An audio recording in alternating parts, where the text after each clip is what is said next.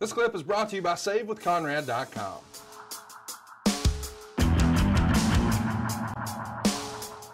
Let me ask, did you hear from Dave Pinzer? I did, about the shortcake story. It blew up online. Tell us what you heard from Mr. Pinzer about the shortcake.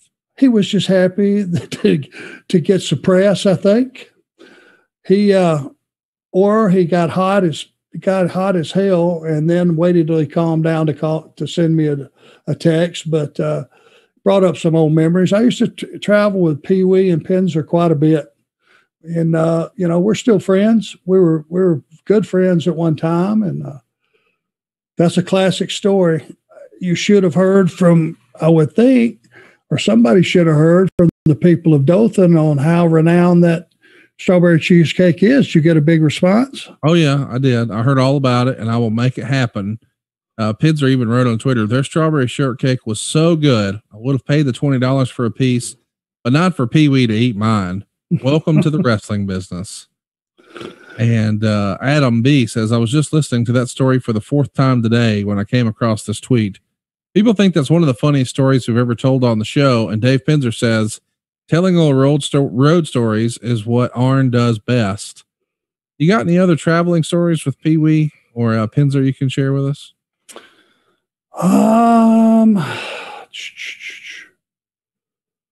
God, it was just, us goofing on each other all the time. I'll give you a really insane road story.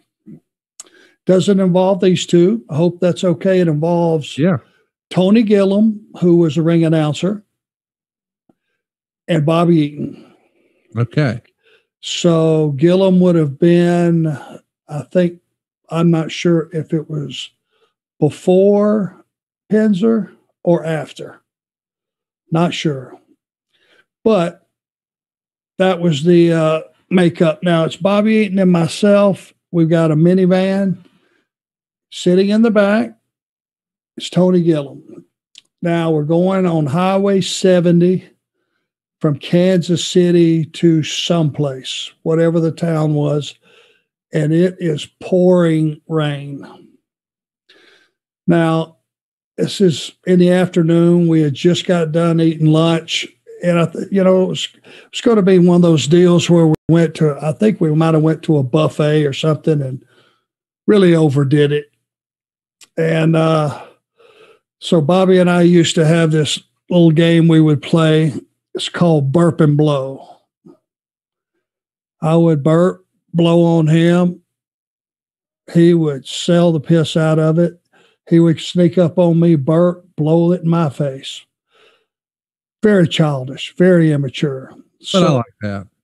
Yeah, grown-ass men. Yeah. Supposed to be badasses playing burp and blow. So we're going down the road about 70 miles an hour, and it's raining like hell. And I caught Bobby not paying attention. I leaned over and burped and blew in his face. Just so happened we had loaded up on onions and garlic that day. And buddy, anybody who knows Bobby knows he has a weak stomach. I mean, weak. And he will gag like you think he's been stabbed with a spear or a sword. So I burped and blew on him, and he whipped around and got a whiff of that and puked all over my chest. I mean, it was right on my chest. And man, I pulled over and he hit it again. And now he puked in my lap. I'm pulling off the road. There's cars squealing all around us. Pull off the side, opened the door. I went to pull that shirt off, and as I pulled it over my head, I got another whiff of his puke, and now I puked all over the windshield. That set him off. Now he's puking in the floorboard. He's puking on the window beside him.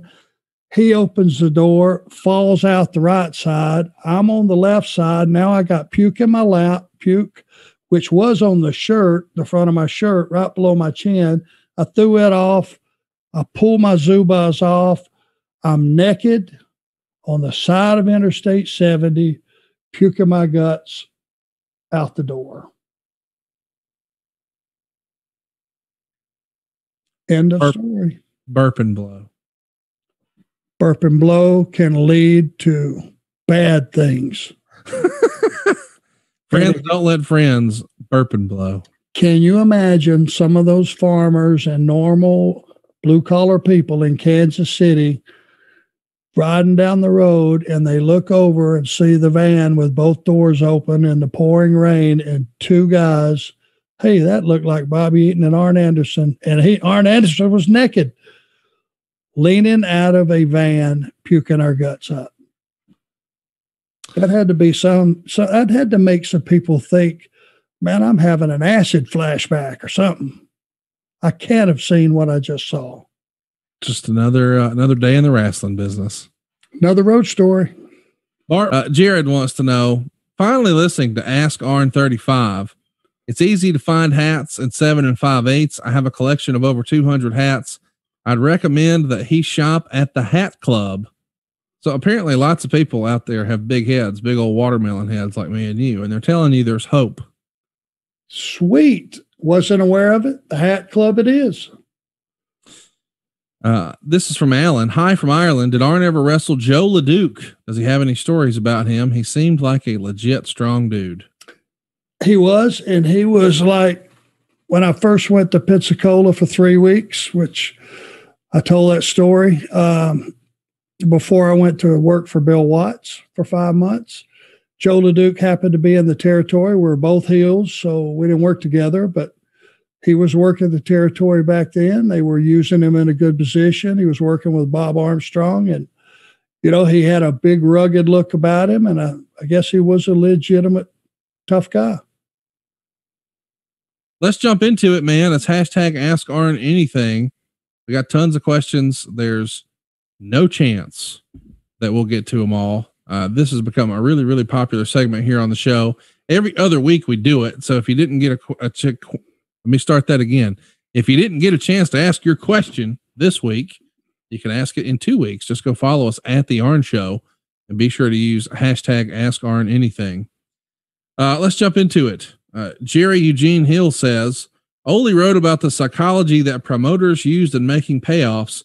In essence, the same dollar payoff can be viewed either positively or negatively, depending on its presentation. If Jimmy Crockett, instead of offering Arn $25,000 for the Bunkhouse Stampede pay-per-view and paying him half, had instead promised Arn $10,000 and then presented him with an extra $2,500 for doing such a great job, would Arn have stayed with Jim Crockett, or would contractual issues have still caused Arn to leave for the WWF? Very receptive. I'd still be there. Yeah. I didn't ask for 25. He offered it. Right. If I would have got $10,000, like he said, and the $2,500 bonus, I would have been thrilled. I would have went, damn, pretty good payoff for 1 day's work. And right. That's the way I looked at things back in those days. Very receptive. Yes, sir. I'd have still been there. Hey, it's Conrad Thompson. Thanks for checking out the podcast here on YouTube. Be sure to hit the subscribe button and the notifications bell so you get a notice anytime we upload some new content. And go save yourself some money right now. If you're in a 30-year loan or you have credit card debt, it's not a matter of if I can save you money. It's a matter of how much. Find out right now for free at SaveWithConrad.com.